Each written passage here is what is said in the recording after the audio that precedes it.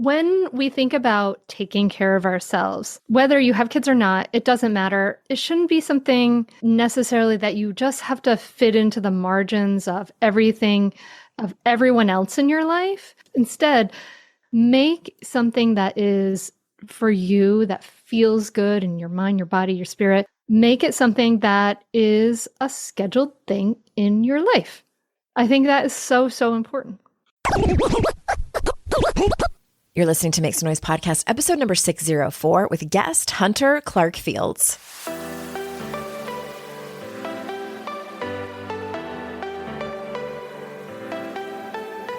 Welcome to Make Some Noise podcast, your guide for strategies, tools, and insight to empower yourself. I'm your host, Andrea Owen, global speaker, entrepreneur, life coach since 2007, and author of 3 books that have been translated into 18 languages and are available in 22 countries.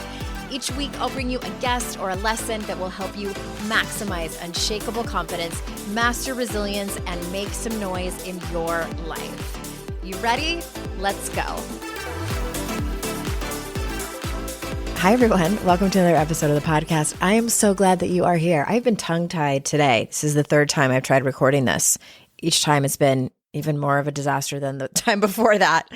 But I am glad that you're here. We have another great episode for you. And I have 2 quick announcements. Easy peasy. If you have not signed up to get my updates for my psychedelic therapy episodes, you're missing out. It's free. It's just on a different feed. And I'm not going into depth over here talking about my psychedelic therapy journey. It's very specific for those of you that are interested in it. And thank you for the feedback that I've gotten from those of you who are over there listening to it. I just wrapped up my 6th of 6 for this round, ketamine therapy with Mind Bloom. I did buy another round. I'm going to do it again in a couple of months. So there'll be more episodes about it. But after my 6th episode, each therapy session was different. And you'll hear about it in those episodes. Anyway, this 6th one was profound. And just head on over there, andreaowen.com/journey if you want to get those episodes. And then the other thing is that I have some openings for private coaching right now. If you want to come on board for the summer, whether you're feeling stuck in your life, and what I tend to get is a decent amount of women who feel overwhelmed. They're being pulled in all directions. They don't know how to set some boundaries, have some hard conversations. Sometimes they don't even know which way is up. They're so overwhelmed. It's like I don't even know where to start.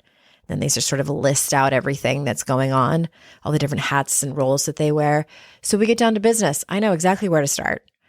And we can just talk about it too. 20-minute consultation. It's free, just to make sure that you know what the work is going to look like.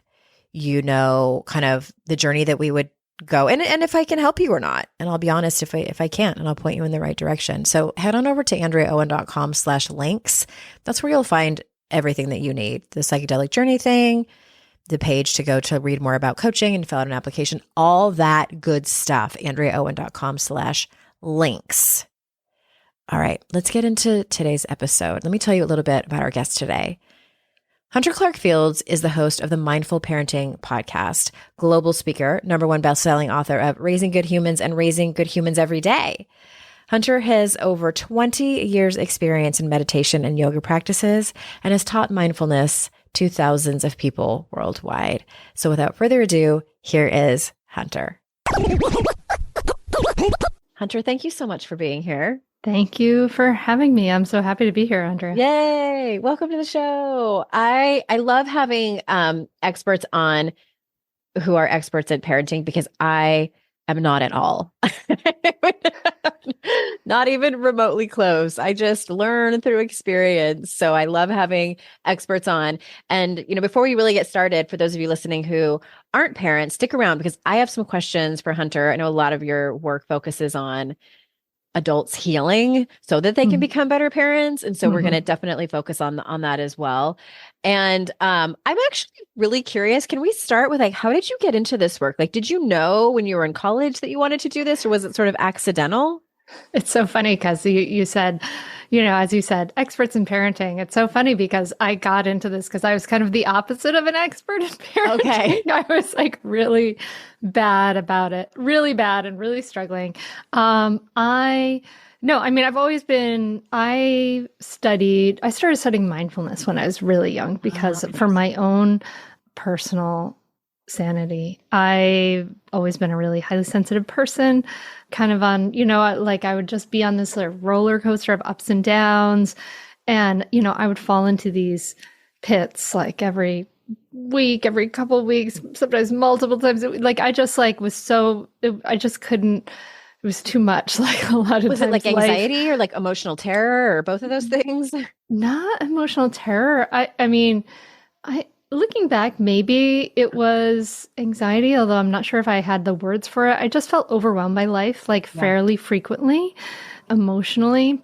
So I started reading about mindfulness when I was a teenager for some relief, and it helped. But lo and behold, of course, 10 years later, it really helped when I actually started practicing. Okay. So I read about it for a decade before I started practicing, but I got into this work because, these were tools that I desperately needed when I became a parent and my temper arose, and I would just be like listening to I'd be listening to some parenting experts who were telling me like great ways to respond to my kids, and I just couldn't implement it because I was so having such a stress response. And so I really kind of went back to all the learning I had done about mindfulness to kind of bring it to, that's kind of what I bring to the parenting world is that I was like really bad at it. So I understand those of us who are struggling. Like I was like, I want to be this way and I can't be this way. This is so hard for me. I'm so like, I would look at like kids, preschool, teachers and be like, oh my God, how do they do it? Yeah. And so, I think that's like, why Raising Good Humans did so but well is because I think I bring that tone of it, yeah, I understand how really freaking hard this is and how, and so much of it, has to do with ourselves. I mean, honestly, like if we're going to have a hair's chance of responding in the way all the parenting experts want us to respond to our kids, we have to be able to calm our stress response. We have to be able to understand why we're triggered. We have to understand ourselves, take care of ourselves, reparent ourselves. All of that has to be foundational to all of it. And that was something I really had to learn. Mm-hmm. Interesting. Okay. So I'm thinking of the people listening, which I think is a lot of my audience who really struggle with feeling overstimulated and overwhelmed and anxious, whether they have children or not. And so what I'm really interested in is, can you tell us, that timeline that you shared where you were reading about it for years and years and years, and then you finally integrated and implement. Can we start there with like, what are the things that you decided like, okay, maybe I'll actually try this, that you started that you felt like made a difference in the way that you were experiencing life? High school, and I started reading, like, I think I got my first book by someone who ended up being a great teacher in my life, which is the Zen master Thich Nhat Hanh. His great book, Being Peace, I think it was. It's such a simple, wonderful, soothing book. And I started reading more and more and more. And I would just like read these things when I had downtime. And that was kind of like brought this soothing element into my life that I didn't have a lot of other ways. So I did that, just taking care of myself. I guess at that point, and I was hanging out with a bunch of people who did a lot of partying. I did a lot of partying before I even got to college, and really I ended up learning to sort of break away from that and take care of myself. In some ways I started to run and have this and then I started to like run without anything in my ears and just try to have this meditative moment. I discovered yoga in college, and just like it all started to come where I started to bring in these moments, regular pockets of non-mediated life into my life, consciously trying to understand myself, trying to soothe myself. And then finally, the thing that got me to actually practice was that I was 27 and I did a yoga teacher training. And then in there, they kind of force you to do some meditation. Yeah. And I had never meditated before in my life, really, except for sort of a shavasana and yoga. And then she had us sit like one time for 30 minutes and then another time for an hour. And it was like, wow, okay. I was like, I survived this hour and I thought I was going to crawl out of my skin, but I made it through and I'm fine. And I can sit for 10 minutes a day. So that was what finally pushed me over to the edge to be able to sit. Interesting. And I love that you use that expression, feeling like I was going to crawl out of my skin, because that's how anxiety feels to me. And so you could ask yourself the question, okay, well, if I'm going to feel like I'm crawling out of my skin either way, do I want to choose the activity that will probably bring me peace if I keep practicing it, the meditation, or do I want to just continue to be anxious and have the same result over and over again? Interesting. Do you practice meditation? I have a complicated relationship with meditation. And here's something that I realized, though, that maybe will help people listening. I realized that there are other activities that put me into a meditative state that aren't actually sitting down, with my hands open in a intentional quote unquote, I'm using air quotes over here, meditation ceremony. For me, it's dancing. For me, it's listening to music in the car. For me, I'm just going to say it. Sometimes sex is meditative. Like it really can be. It's just whatever the act is that's forcing me to be very, very, very present. That's meditative to me. So yes and no, I guess, is my short answer. Yeah, that restlessness and that feeling can be really strong and really, really intense. I find for me, like I have a lot of restless energy. I have, some tendencies towards anxiety and certainly, especially on Monday mornings, I find I have to I call it get my yayas out. No offense to any Greek grandmas. I say get my wiggles out. Yeah. There you go.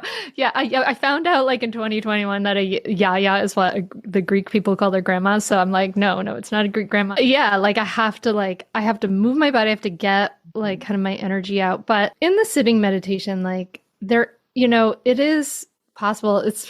It's you know what? And actually, in mindful parenting, we have I have a lesson on this, and I love this phrase from Jack Cornfield, and he says to let yourself die of restlessness, to completely die of fidgetiness and frustration. That is kind of what has to happen. You kind of go through it and you're like, okay. And then you're like, okay, I'm still alive. I made it. And that can be really helpful to realize and to get through that. It's kind of if you've ever, I don't know, this might be not appropriate for people who don't have a running analogy, but if someone runs, that the first, I don't know, for me anyway, the first 10, 15 minutes, 10 minutes, maybe you're just kind of it's uncomfortable. You're miserable. You're dying. You have to get past this time marker of then suddenly your body's like, oh, this is what we're doing. And it doesn't happen every time. Sometimes the whole time you're just miserable, but most of the time you get past this time marker and you're like, okay, now we're running and we have kind of a smooth thing. And it's the same thing with meditation. In that for many of us, there's an amount of time where we're sitting, and then it's okay, your brain's okay, this is what we're doing. And it just kind of gives up a little and chills out from the I've got to get out of here feeling. And that can be really useful. But when I first started meditating, I remembered I was 2 months in, 2.5 months in or something. And I remember I just sit here for 10 minutes. I just think the whole time. I'm not doing anything, but I'm thinking, I can't do this. This is ridiculous. But you're not supposed to be doing. This is not even working. What happened for me is that I looked back over the rest of my life outside of the meditation session. And I realized that I hadn't fallen into any of those pits that I had fallen into for, at that point, 27 years of my life. Interesting. And I was like, whoa, yeah, I may feel like I just sit here thinking the whole time, but something's happening and this is making a profound difference in my life. And it really started to help me surf those waves rather than just be subsumed by them. Yeah. Well, I appreciate you saying that, because now maybe I'll go back, and I've gone back and forth with having a regular, seated meditation practice. And I have noticed, I think the last time I did it, I can't remember when it was. It's probably been a couple of years now. I noticed that my creativity was easier to access.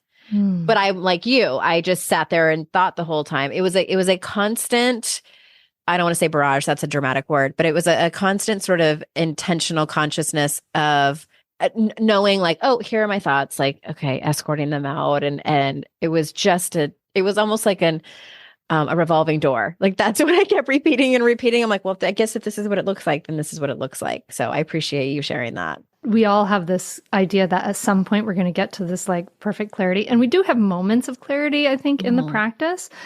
But actually, so there was this one time, so for a while I was sitting with a Sangha, which is a group of people in the mindfulness community. And in this Sangha, there was a monk from the Blue Cliff Monastery in Pine Bush, New York, in the tradition of Thich Nhat Hanh, who had come to sit with us because that's what the tradition the Sangha was in.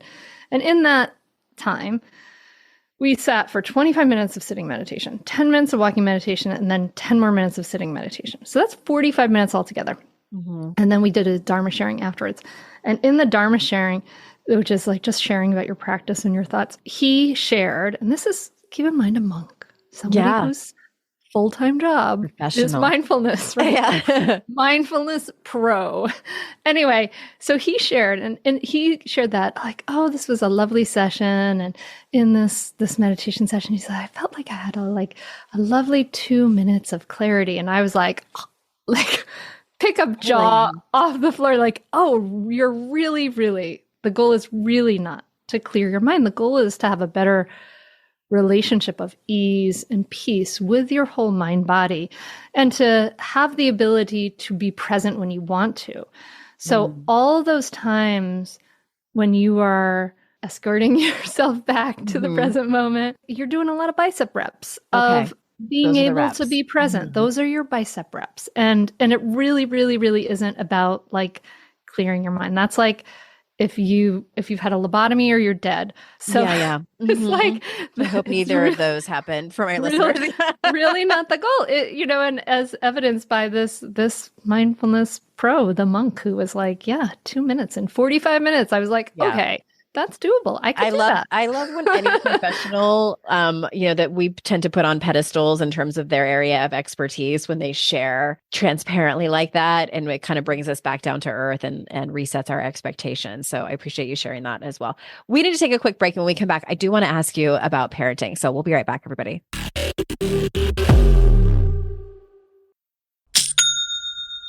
Shopify's already taken the cash register online, helping millions sell billions around the world. But did you know that Shopify can do the same thing at your retail store?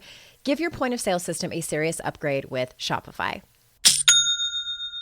With Shopify, you get a powerhouse selling partner that effortlessly unites your in-person and online sales into one source of truth. Track every sale across your business in one place and know exactly what's in stock. Connect with customers inline and online. Shopify helps you drive store traffic with plug-and-play tools built for marketing campaigns from TikTok to Instagram and beyond. Get hardware that fits your business. Take payments by smartphone, transform your tablet into a point of sale system, or use Shopify's POS Go mobile device for a battle-tested solution. Sign up for a $1 per month trial period at shopify.com/noise, all lowercase. Go to shopify.com/noise to take your retail business to the next level today. Shopify.com/noise. Today's podcast is sponsored by MIDI Health. Ladies, are you over 40 like me and dealing with hot flashes, insomnia, brain fog, moodiness, some vaginal dryness, or weight gain? Don't just accept it as part of aging. These symptoms are often linked to hormonal changes during perimenopause and menopause. At MIDI Health, they get it. Their experts know what you're going through and how to help. MIDI clinicians are menopause specialists offering safe, effective, FDA-approved solutions. And guess what? MIDI care is covered by insurance. So stop pushing through it alone. Schedule a virtual visit and dive deep into your unique symptoms and health background. You'll walk away feeling heard and with a plan to start feeling better. Visit MIDI Health today and reclaim your well-being. You deserve to feel great. Book your virtual visit today at joinmidi.com. That's joinmidi.com. MIDI.com. Joinmidi.com. You know when you're listening to a song on the radio and you get the profound feeling that the song playing was written about you? Now imagine having the power to gift that same incredible feeling to someone you love with an original song from Songfinch that actually is written just for them. Songfinch lets you create an original radio quality song inspired by your own life and the people you love. It's completely unique, personal, and lasts forever. Whether your song is for Father's Day, an upcoming graduation, wedding, or anniversary, or even just a gift to show your loved one how much you care, start your song now to lock in one of Songfinch's top artists. I gifted Songfinch to myself, a song about my late father, and I'm so excited to play you a clip. Flipping through the slides of learning how to live and how to love, and coming undone, a father daughters without, so she writes it down. One of my clients heard about Songfinch from this podcast, and so she had a song created for her son who was graduating, and she told me that they both cried when she played it for him and that it exceeded her expectations. For a limited time, Songfinch is letting our listeners upload their song to Spotify for free, so you and the lucky person you gift it to can listen to it anywhere, anytime. Go to songfinch.com/noise and start your song. After you purchase, you'll be prompted to add Spotify streaming for your original song for free, a $50 value. Again, my URL is songfinch.com/noise. Don't forget to share your song with us too. songfinch.com/noise.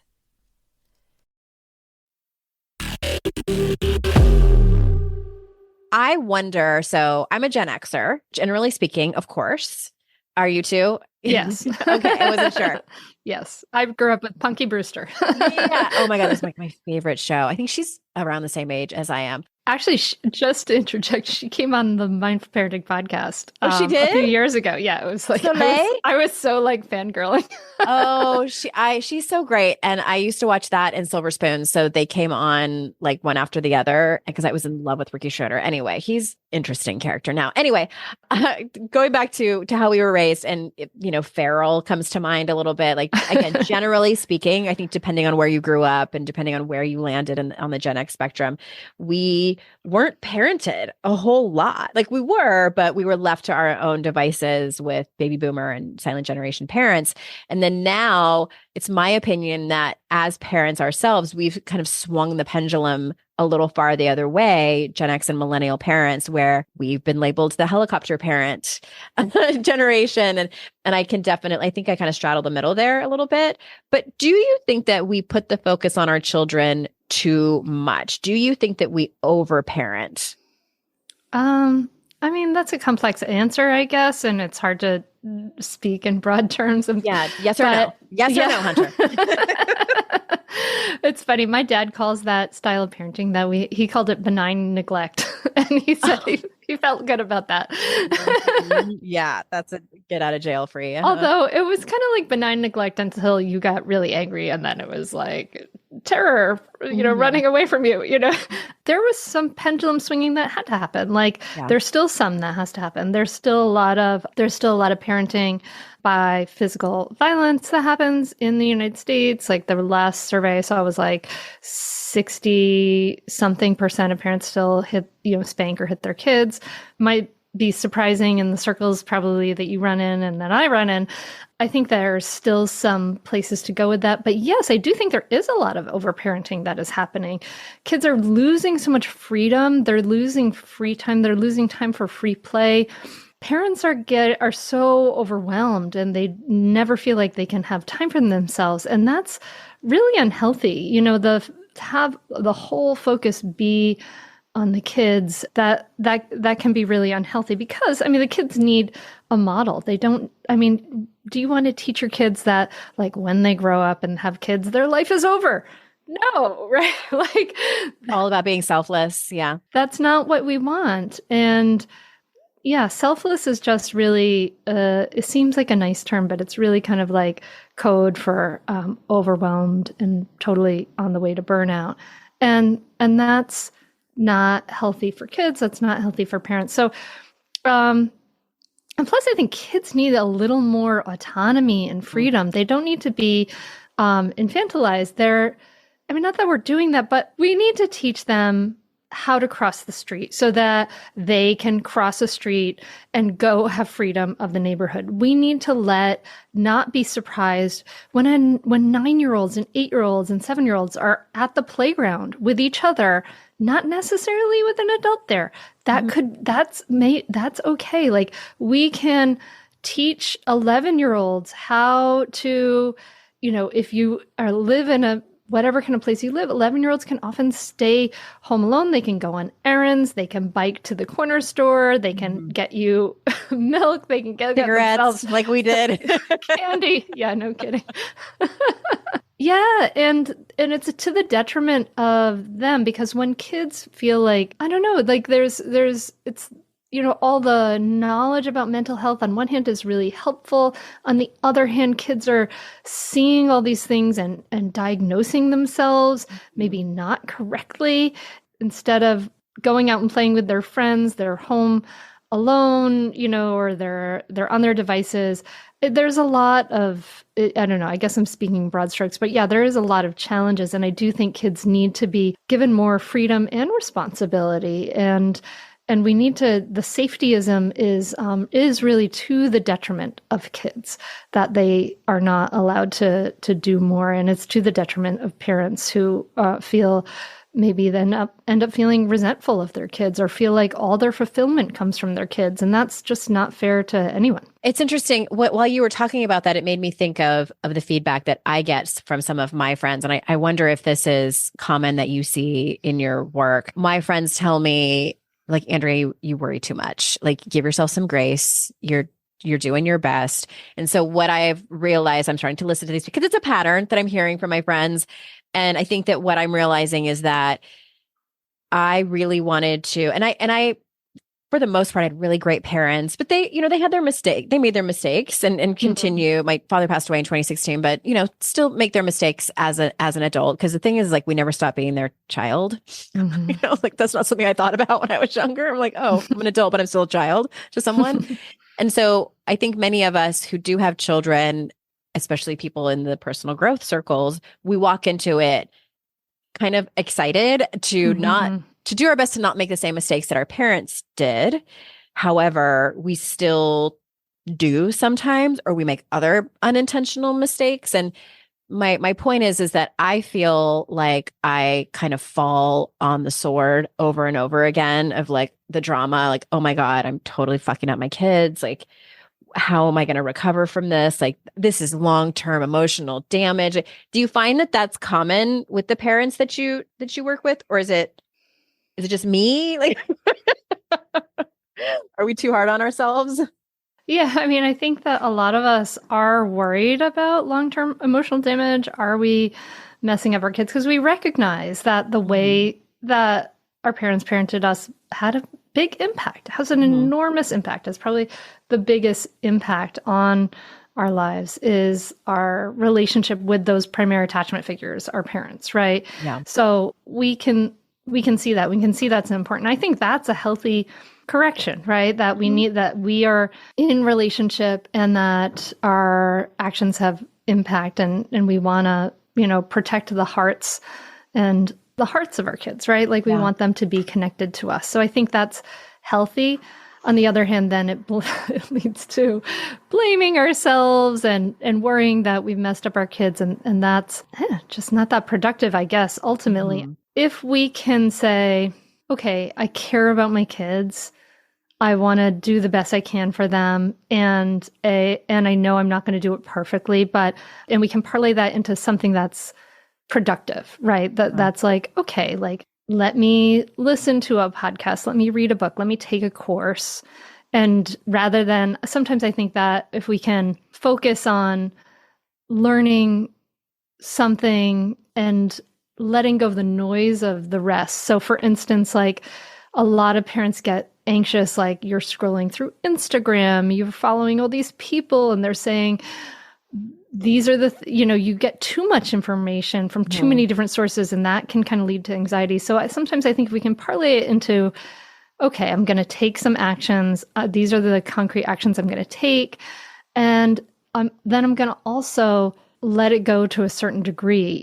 I'm never going to be perfect. I give myself permission to be human. I think that's a really important practice. So in mindful parenting, and the whole first part is about kind of these foundational pieces. And one of the big foundational pieces is self-compassion, which is just understanding that all of us we're allowed to be human. We're allowed to have all the feelings. We're not supposed to be perfect and calm and all the time. But the more we can give ourselves permission to be human, give ourselves a soft landing when we mess up, then the easier, ultimately, it ends up being very practical, because parenting, I think, in so many ways is like, again and again, you're just picking yourself up and beginning anew. You begin anew again and again, right? If we are shaming and blaming and really harsh on ourselves, you're just a miserable puddle on the floor, and you're useless to everybody. And in some ways, it's kind of like egoic and selfish in some ways, right? Like if we're just like, oh, what's wrong with me? Instead, like, let's say, okay, hey, I have permission to be human. I messed up. That was hard. It was a hard moment. But if I if you give yourself a soft landing, you can get up and start again. Say, okay, I can begin anew, right? So that's kind of the middle path, I guess, of that. I love that. Thank you. And one of the things I've realized too, that's been helpful for me to understand and accept, and by helpful, I mean, like, it helps me have grace for myself and give myself compassion so that I can move on, is realizing that when I'm in that place of feeling overwhelmed by, oh my God, I'm screwing up my kids, that what's also happening simultaneously is that I've been triggered, and I am sort of reliving what it was like to be a 13-year-old daughter. How much of this is actually my stuff that I need to take responsibility for and work through, versus actual me screwing up that I need to repair with my children? There's a difference, and they're directly related, but they are two separate things, two separate responsibilities. We're going to take a quick break, and when we come back, I want to continue this conversation around and talk about reparenting specifically. So we'll be right back. I'd like to introduce you to the Minimalist Moms podcast.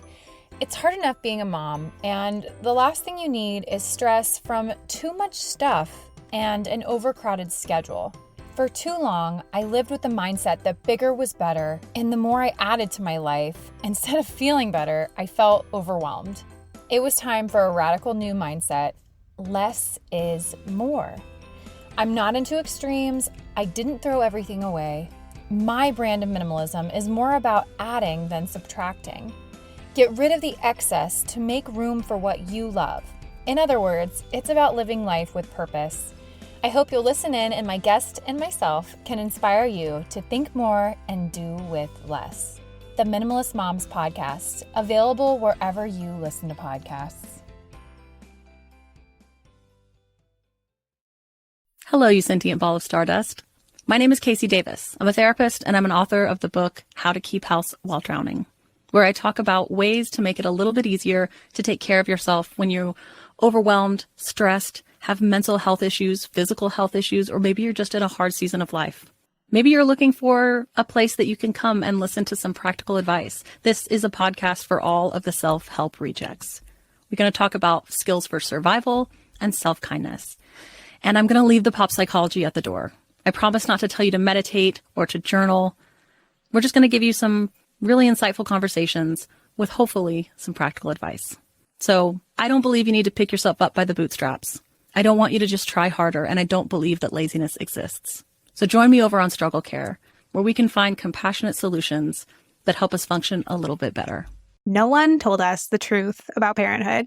Why? This is the podcast everyone needed before they had kids, because now that those little ones are here, there is a lot to unpack. I'm Rachel Shepardota, and I am your host for the podcast No One Told Us, where we tell the truth about parenting and let you in on all the stuff you really should have known about before having kids.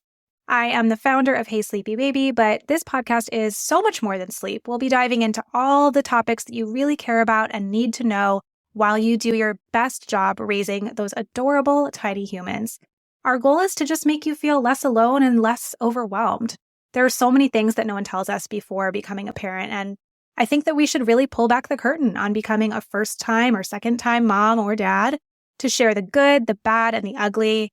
We'll have a little education, a little fun, and a whole lot of heart that goes into each and every episode. So join me and our amazing guests each week to hear us talk about what no one told us. Reparenting is one of the things that I'm personally and selfishly interested in. It's so fascinating to me, and I think necessary for people our age. And I actually, listeners, I did another podcast episode not too long ago, all on this topic. I had an expert on, so I'm going to pop that link in the show notes. So, but from your perspective, like, how do you work with your clients, or do you specifically around reparenting for them? So, sort of the flagship program that I do is mindful parenting, and what in the second module of it has 8 modules, all about kind of that building that awareness, not only awareness of this present moment and calming our reactivity, but building, mindful awareness of what's going on with ourselves in the larger picture and in our history. So we actually do this whole process of these questions on how you were parented so that you can start to uncover some of these triggers, right? And it's not like none of us want to do this, but, some of us do this with a therapist. Not all of us have the luxury of doing that, right? So we can explore our own history, our own upbringing, think about how things affected us, think about how things felt, think about, when I'm in moments with my kids, how this history may affect these moments with our kids, and I think this is just so important, right? Because we're going to bring our own baggage, and we can see, I could see. So when when my daughter was 2 and I was like, my temper was coming up at her and I was so ashamed of it and so frustrated with it, I could see that, when she has big upset feelings, it feels like unacceptable to me in my bones, just like this is felt so unacceptable. And the reason why this felt so unacceptable to me is because when I had big feelings as this highly sensitive kid, I got yelled at or spanked or something, right? I really, really learned that lesson that it was not okay, to have these feelings. So then, of course, my daughter has them, and I feel like, that just is like, that's it's a visceral response that we have. It's like the body memory of that. Yeah. And that's not, that's not my fault. It's not something I chose. So in a lot of ways, just to get this understanding of these reactions we have, it's not something we choose. It's not our fault.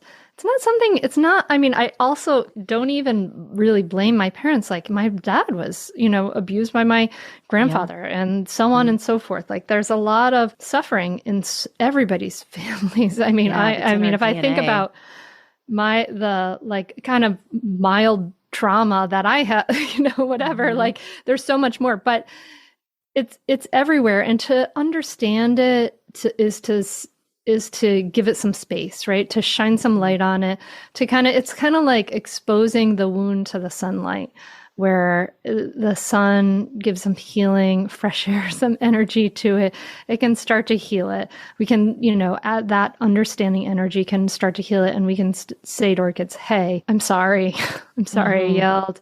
I was feeling really upset, and it wasn't even about something you were doing. It was something from when I was little. We can say some things, say that to our kids sometimes.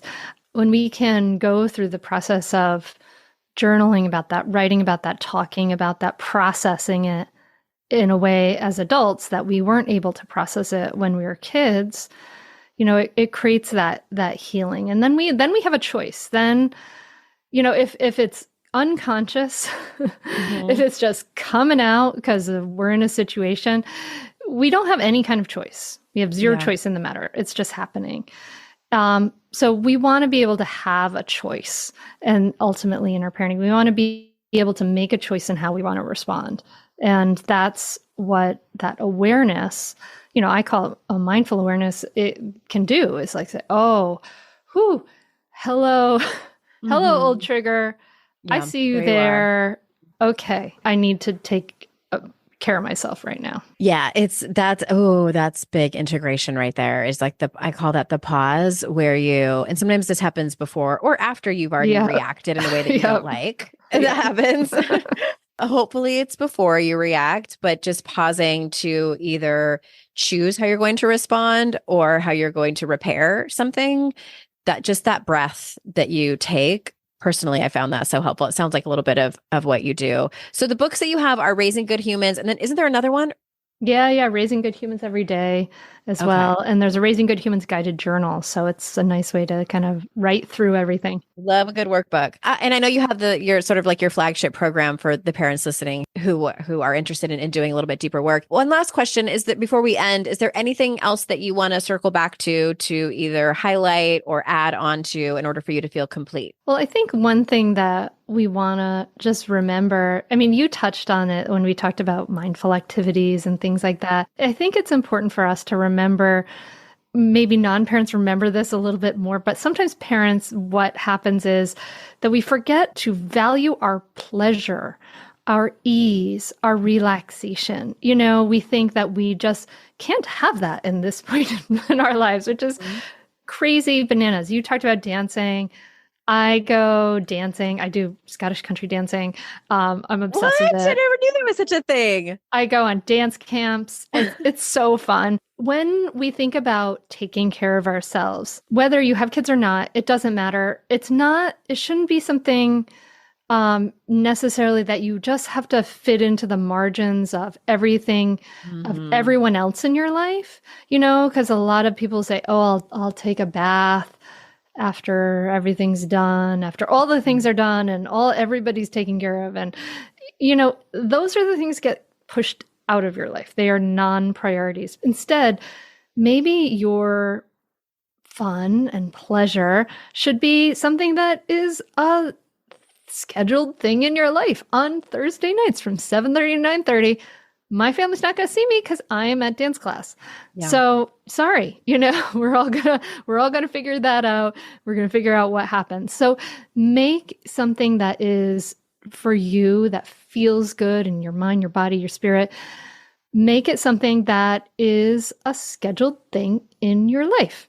I think that is so, so important. I love that you said, don't just like shove it into the margins, because that's my clients. Like a lot of times that's what's happening. So, and that can be a journey to get there. Thank you so much for this. And where do you want people to, what's the best place for them to go to find you? I know I follow you on Instagram, but where else do you want people to go? We can put these links in the show notes too. Well, I encourage you to listen to the Mindful Parenting podcast. Like we've been going for over 10 years. We have so many great episodes and guests. And then everything else is at mindfulmamamentor.com.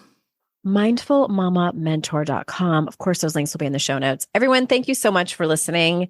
You know that I value your time so much and appreciate that you choose to spend it with me and my guests. And remember, it's our life's journey to make ourselves better humans and our life's responsibility to make the world a better place. Bye for now. Hey, did you know there's free secret podcast episodes waiting for you that are not part of my regular podcast feed? Yes, AndreaOwen.com/free. And you just sign up. You get a link sent to you. It's very secret. It's like a secret club. We don't have a secret handshake. Don't worry about that. But it's these motivating podcast episodes that I made for you. They're under 20 minutes each. There's 3 of them. They're for wherever you are in your life. So head on over there and grab them. They range from really supporting you and seeing you where you are and being compassionate, all the way to giving you a giant kick in your ass and telling you how amazing and gorgeous and phenomenal you are. So AndreaOwen.com/free and get your hands on that free podcast feed.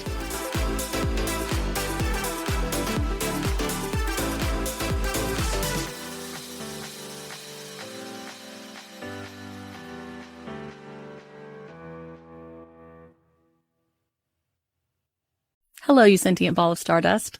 My name is Casey Davis. I'm a therapist and I'm an author of the book, How to Keep House While Drowning, where I talk about ways to make it a little bit easier to take care of yourself when you're overwhelmed, stressed, have mental health issues, physical health issues, or maybe you're just in a hard season of life. Maybe you're looking for a place that you can come and listen to some practical advice. This is a podcast for all of the self-help rejects. We're going to talk about skills for survival and self-kindness. And I'm going to leave the pop psychology at the door. I promise not to tell you to meditate or to journal. We're just going to give you some really insightful conversations with hopefully some practical advice. So I don't believe you need to pick yourself up by the bootstraps. I don't want you to just try harder, and I don't believe that laziness exists. So join me over on Struggle Care, where we can find compassionate solutions that help us function a little bit better.